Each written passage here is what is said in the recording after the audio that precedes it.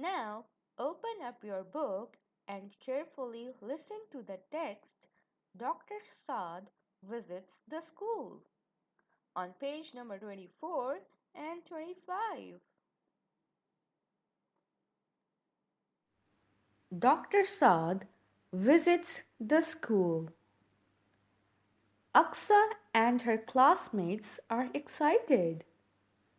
Dr. Saad has come to visit their school. He will talk to them about how to look after themselves. Dr. Saad: Hello, children. Today I am going to talk to you about how to look after yourself. Now, can you tell me how we can prevent germs from spreading? Mariam: We should wash our hands after touching something dirty.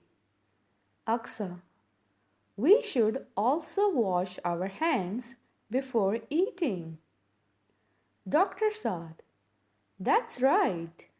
Germs from your hands can go into your mouth and make you ill. And we should also be careful about what type of food we eat. Jamila: We shouldn't eat too much junk food.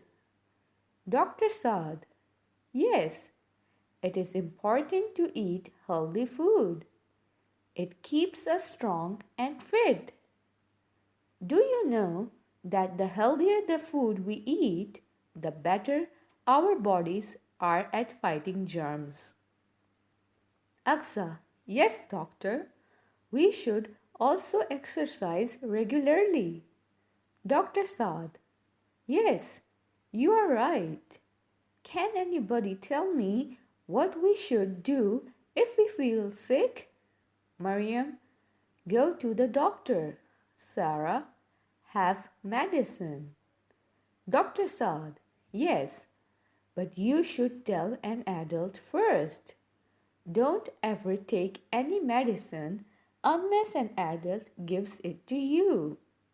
It's very dangerous. And always remember, children, looking after yourself is very important. Okay, now try to read the text by yourself, and then you will notice that the text was very informative.